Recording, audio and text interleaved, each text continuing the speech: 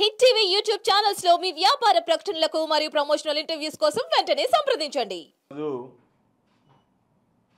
చంద్రబాబు నాయుడు గారు కలెక్టర్లకి ఎస్పీలకి సమావేశం ఏర్పాటు చేశారు. చేసి సుదీర్ఘంగా ఉదయం నుంచి రాత్రి పొద్దుపోయేంత వరకు కూడా ఆయన సమీక్ష నిర్వహించినట్టుగా పత్రికల్లో ఈరోజు వార్తలు చూశాం. అయితే విషయం ఏమిటి అంటే, ప్రభుత్వం ఏర్పడిన తర్వాత మొట్టమొదటిసారిగా కలెక్టర్ల కాన్ఫరెన్స్ నిర్వహించాడు. దీని ద్వారా ఈ రాష్ట్రంలో చంద్రబాబు నాయుడు ఎటువంటి కార్యక్రమాలకు శ్రీకారం చుడుతున్నాడు అనేటువంటి దాని మీద స్పష్టత వస్తుంది అని చెప్పి అనుకున్నాం. ప్రధానంగా ప్రతి ఒక్కరు దేని గురించి ఆలోచన చేశారంటే, రాష్ట్ర ప్రజలందరూ కూడా చంద్రబాబు నాయుడు అనేక రకాలైనటువంటి హామీలు ఇచ్చాడు. ఆ హామీలన్నింటినీ కూడా నెరవేర్చేటువంటి దిశగా జిల్లా కలెక్టర్లకి దిశానిర్దేశం చేస్తారు. లబ్ధిదారుల ఎంపిక కానీ, ఏ విధంగా ఈ కార్యక్రమం ఉండాలి, ఈ విధంగా ఇచ్చినటువంటి కార్యక్రమాలను ఏ విధంగా నెరవేర్చాలనేటువంటి దాని మీద చంద్రబాబు నాయుడు స్పష్టత ఇస్తాడని చెప్పని అందరూ ఊహించారు, భావించారు. ఈరోజు చంద్రబాబు నాయుడు చెప్పకనే పరోక్షంగానే హామీలు ఊసెత్తకుండా హామీలేవి కూడా నెరవేర్చలేకపోతున్నామనేటువంటి ఒక పరోక్షమైనటువంటి సంకేతం కలెక్టర్ల కాన్ఫరెన్స్ ద్వారా ప్రజలకు ఇచ్చినట్టుగా మేము అభిప్రాయపడుతున్నాం. ఎందుకంటే చంద్రబాబు నాయుడు గతంలో అనేక సందర్భాల్లో చెప్పాడు, హామీలను నెరవేర్చలేం, ఆదాయాన్ని పెంచుతాం, కాబట్టి ఆదాయం పెంచి హామీలన్నింటిని కూడా నెరవేరుస్తామన్నాడు. హామీలు నెరవేర్చడానికి నువ్వు ఆదాయం పెంచుతానన్నటువంటి మార్గాన్వేషణ కోసమైనా కలెక్టర్ల కాన్ఫరెన్స్లో ఏదన్నా దిశానిర్దేశం చేసావంటే ఆ దిశగా కూడా అడుగులు వేసినట్టుగా కనిపించలేదు. కాబట్టి చంద్రబాబు నాయుడు గారు ఏదైతే చెప్పాడో, ఏదైతే హామీలు ఇచ్చాడో అవి దరిదాపుల్లో అమలు కాలేకపోతున్నాయనేటువంటి భావన కలిగించేటువంటి విధంగా కలెక్టర్స్ కాన్ఫరెన్స్ జరగడం అనేటువంటిది దురదృష్టకరమైనటువంటి విషయం. దాంతోపాటు కలెక్టర్లందరికీ విజన్ డాక్యుమెంట్లు తయారు చేయండి అని చెప్పాడు. సంపద మీద దృష్టి పెట్టండి అని చెప్పాడు. జిల్లా కలెక్టర్ స్థాయిలో జిల్లా కలెక్టర్ ఏమి సంపదన మీద దృష్టి పెడతాడు, ఏమి విజన్ డాక్యుమెంట్ తయారు చేస్తాడు, విజన్ డాక్యుమెంట్ తయారు చేయాలంటే జిల్లాకు సంబంధించినటువంటి అభివృద్ధి ప్రణాళికలు తయారు చేయాలంటే మీరు ఎంత కేటాయిస్తారనేటువంటిది చెప్పకుండా జిల్లా కలెక్టర్కి 5 కోట్లు ఇస్తానని చెప్పినట్టుగా ఈరోజు పత్రికల్లో వార్తలు వచ్చాయి. 5 కోట్ల రూపాయలకి ఏమి విజన్ డాక్యుమెంట్ తయారు చేయాలి ఆయన? అక్కడికి వచ్చేటప్పటికి కనీసం మరమ్మతులకు 5 కోట్ల రూపాయలు చాలు ఈరోజు విజన్ తర్వాత సంగతి.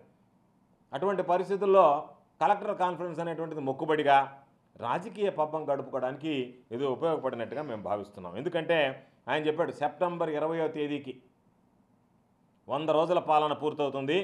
ఆ 100 రోజుల పాలనలో స్పష్టమైనటువంటి మార్పు, చంద్రబాబు మార్కు పరిపాలన కనపడాలి అని చెప్పి 100 రోజుల్లో బళ్ళే ఈ లోపలనే కనపడింది.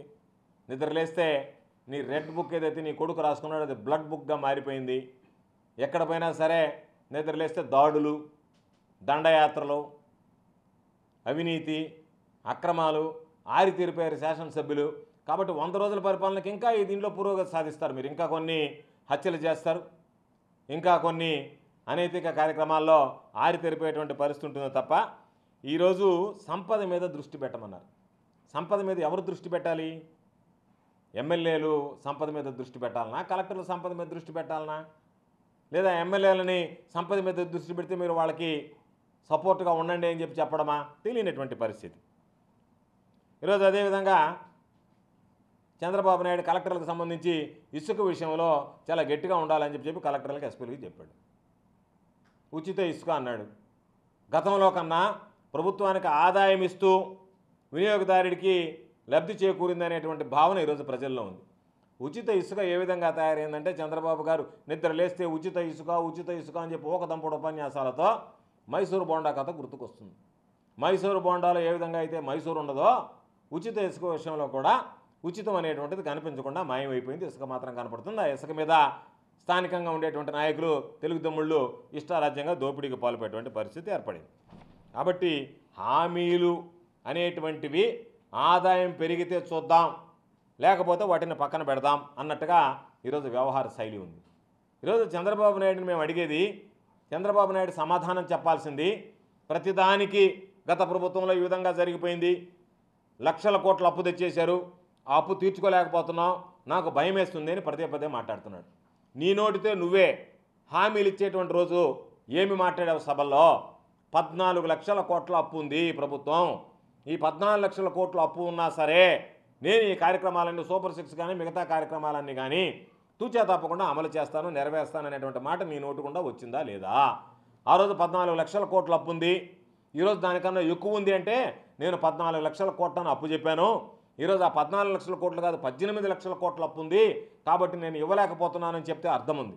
నువ్వు చెప్పినటువంటి 14 లక్షల కోట్లు ఏదైతే ఉందో నువ్వు ప్రకటించింది ప్రజల్లో, తీరా చూస్తే అది గవర్నర్ ప్రసంగం దగ్గరికి వచ్చేటప్పటికి 10 లక్షల కోట్లకు తగ్గింది. అంటే 14 లక్షల కోట్లకు నువ్వు లెక్క చెప్పలేక దొంగ లెక్కలు ఎన్ని రకాలుగా చెప్పినా సరే 14 లక్షల కోట్లు తేలకపోయేటప్పటికి దాన్ని 10 లక్షలు కుదించావు, 10 లక్షల కోట్లకు కుదించావు.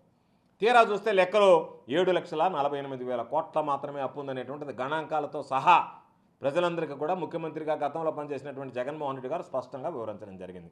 కాబట్టి వాస్తవం 7,48,000 కోట్లు అయితే నువ్వు గవర్నర్ ప్రసంగంలో 10 లక్షల కోట్లు అని చెప్పి ప్రజలకు సంబంధించి 14 లక్షల కోట్లు అప్పు ఉన్నాయని చెప్పి అయినా సరే నేను హామీలన్నీ తీరుస్తానని చెప్పి ఈరోజు ఏ నోటితో 7,48,000 కోట్లు అప్పు ఉంటే నువ్వు నేను హామీలు నెరవేర్చలేకపోతున్నానని మాట్లాడుతున్నావంటే ఇది ప్రజలను మోసగించడమా కాదా అనేటువంటి దాని మీద సమాధానం చెప్పాల్సినటువంటి అవసరం. చంద్రబాబు నాయుడు స్పష్టంగా చెప్పాడు, పొలిటికల్ గవర్నెన్స్ అన్నాడు, ఇది రాజకీయ పాలన అన్నాడు. రాజకీయ పరిపాలన మీరు ఎమ్మెల్యేలు చెప్పినట్టే వినాలా అన్నాడు. ఎమ్మెల్యేలు ఏమి చెప్తే వినాలి కలెక్టర్లు? ఇప్పుడు సర్వేపల్లి ఎమ్మెల్యే ఉన్నాడు, నిద్ర లేస్తే సంచి ఒకటి ఎత్తుకొని తిరుగుతూ ఉన్నాడు. ఆ సంచి నిండిన తర్వాత కలెక్టర్ ఉద్యోగం మీద ఇంకో ఖాళీ సంచి ఇమనే, అంతే కదా? ఎమ్మెల్యేలు చెప్పినట్టుగా మీరు వినాలి అంటే ఆయన సంచి నిండిపోయింది, కలెక్టర్ ఉద్యోగం ఏంది, సార్ ఈ సంచి తీసుకోండి ఇంకో ఖాళీ సంచి ఇస్తే ఆ సంచి పక్కన పెట్టుకుని మళ్ళీ ఈ సంచి ఎత్తుకొని తిరుగుతూ ఉండడం ఆయన, అదే కదా? లేదా ఉచితంగా ఇసుక దోపిడీ చేస్తూ ఉంటే మీరు చూస్తూ ఉండండి, నువ్వేం చెప్పావు? ఎమ్మెల్యేలు చెప్పినట్టుగా మీరు వినాల్సిందే అని అన్నావు. అంటే ఎమ్మెల్యేలు అవినీతికి పాల్పడ్డా, అక్రమాలకు పాల్పడ్డా, అసాంఘిక కార్యకలాపాలకు పాల్పడ్డా, ఏమి చేసినా సరే ఎమ్మెల్యేలు చెప్పినటువంటి మాట వేదం అని చెప్పి జిల్లా స్థాయి కలెక్టర్ని ఎస్పీని కూర్చోబెట్టి నువ్వు మాట్లాడితే ఎమ్మెల్యేలు విచ్చలవిడిగా ప్రజలకు సంబంధించినటువంటి సహజ వనరులు దోపిడీ చేస్తుంటే ఇసుక దగ్గర నుంచి అన్నిటికీ దానికి నువ్వు వంత పాడినట్టుందా?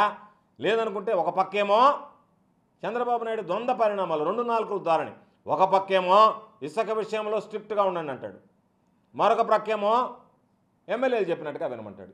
ఇసుక దోసుకుంటున్నది ఎమ్మెల్యేలే. ఈ మధ్యనే ట్రాక్టర్లు కూడా పాపం ప్రజలు పట్టుకొచ్చి పోలీస్ స్టేషన్ దగ్గర పెట్టించారు. కాబట్టి నీ ద్వంద్వ పరిణామాలు రెండు కూడా ఏది మాట్లాడినా కూడా. హిట్ టీవీ యాప్ ని డౌన్లోడ్ చేసుకోండి. ఇందులో short news, live news, entertainment movies అన్ని అవైలబుల్ గా ఉన్నాయి. Please download hit TV app. Hit TV app ని ఫ్రీగా డౌన్లోడ్ చేసుకోండి.